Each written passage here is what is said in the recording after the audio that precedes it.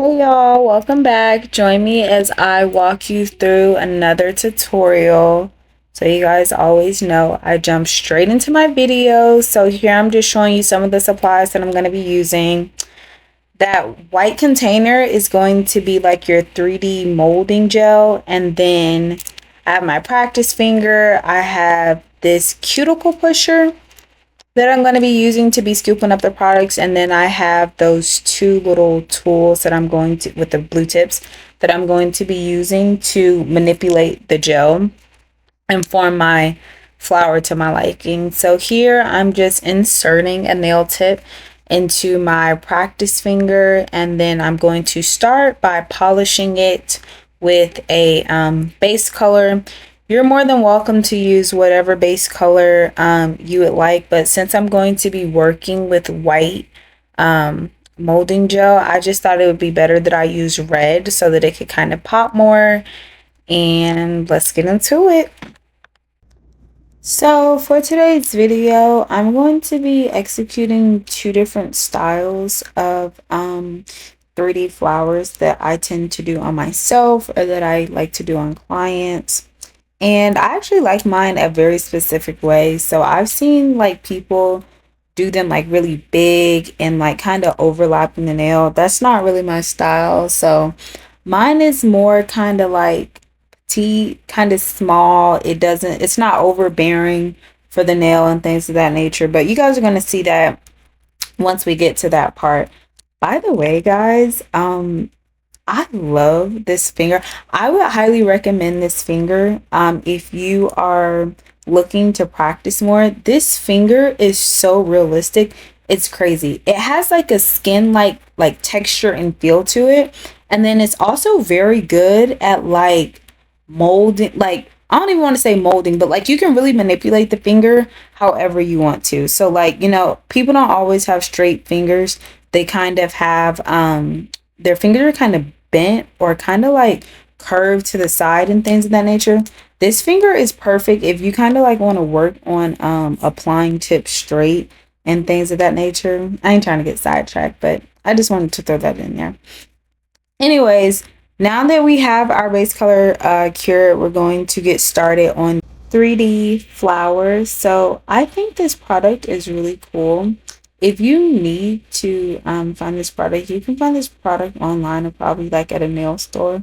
It's just sculpting gel, and it actually comes in a variety of colors from pretty much any color that you can think about for the most part, probably like except from like glitter or chrome.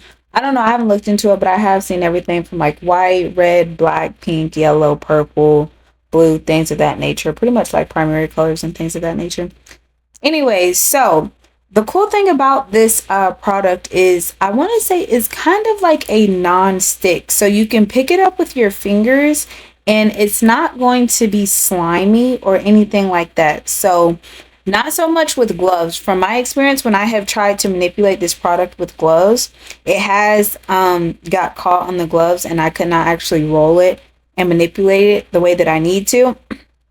So when I work with this product, I usually just use my bare hands. So you're going to need to scoop out like a decent amount. And another thing, be cautious because as you might have noticed, probably about 30 seconds ago, it fell on this paper and it will stick to paper. It can stick to clothes, probably your hair, things of that nature. It's just something about, I guess, like the heat and the oils of your fingertips that stops it from sticking to your fingers. Okay, so once you pull out the amount that you need to create your petals, you're going to want to divide or kind of just break off smaller pieces that you're going to round out with your fingers or a tool, whichever one you feel most comfortable with. But that's what I'm doing right here. So I like to have something that I can place this on. I usually don't like to put it on the table just for the fact when I'm doing sets and things of that nature. I know dust is flying around, so I usually like to just grab like an object or something that I know that the gel won't stick to, and then I'll just place my little dots on there. That way I can pick them up as needed because sometimes I like to place all of the gel on there at once, and sometimes I like to only start with one ball at a time and just kind of go from there. So now that I'm all organized and situated, oh, check out the nails. They're so cute, right? I'm not sure what I was looking at, but anyways, now that I'm situated, I'm about to show you guys how I go about executing this. And so I'm just going to start by grabbing one ball and then I'm going to place that where I want that to be.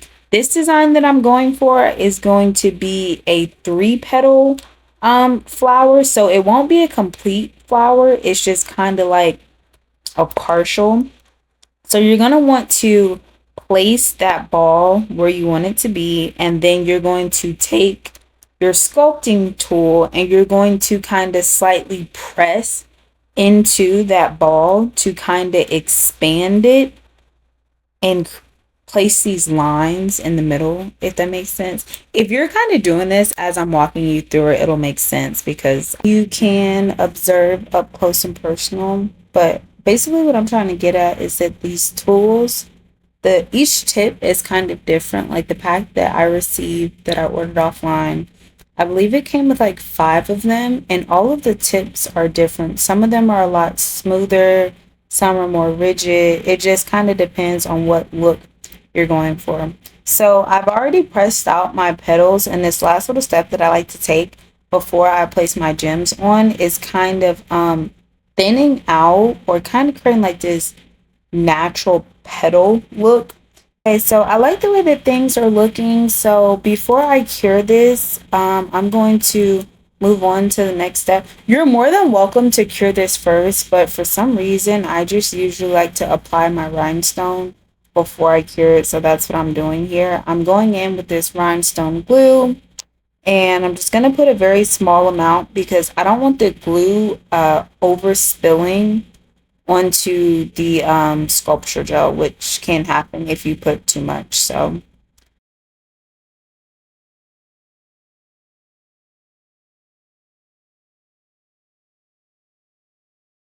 here are the rhinestones that I'm going to be using. These also come in a variety of colors, like the rhinestones that I currently have on my nails in the set that you can see in the video are black, but I'm just going to be using silver because I think it's going to pop nicely. And so I'm just going to get me a nice size rhinestone. I think the second biggest one that I have is the one that I chose to place right there in the middle. And this is what the flower is going to look like. I'm just going to go ahead and pop that in the light so that everything can cure.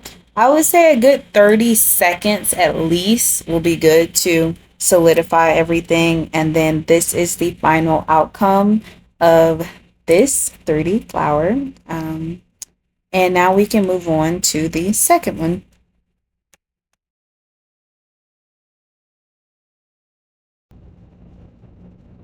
For this next one, I'm going to be doing a whole flower instead of a partial flower. So I am going to aim to have bigger petals. So that will mean I will need a little bit more sculpting gel. And we're basically just going to be doing the exact same steps in a sense for this flower as we did for the first one. So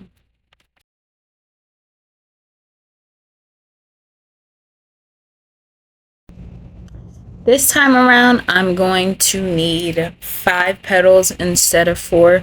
You can actually still pull off this flower if you prefer to use 4 petals, but for some reason, I just like the look of 5 over 4. So that's what I'm going with. So as you can see, I'm just collecting my sculpture gel. I'm balling it up, and I am placing it on a clean surface for me to use so I don't have to worry about it picking up any dirt or debris and things of that nature.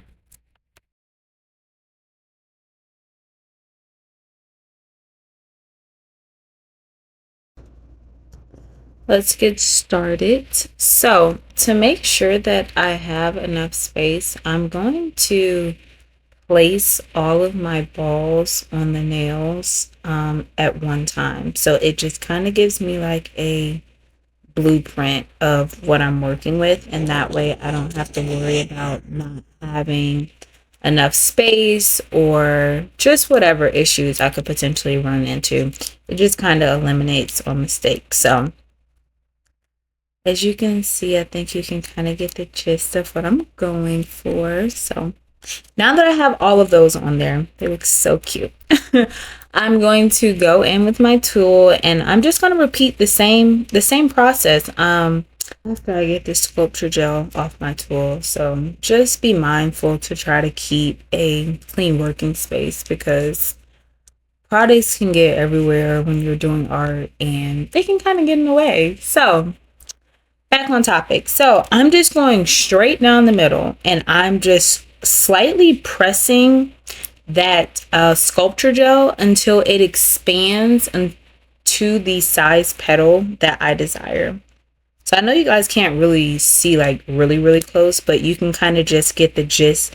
Like it literally just separates. It just looks so pretty.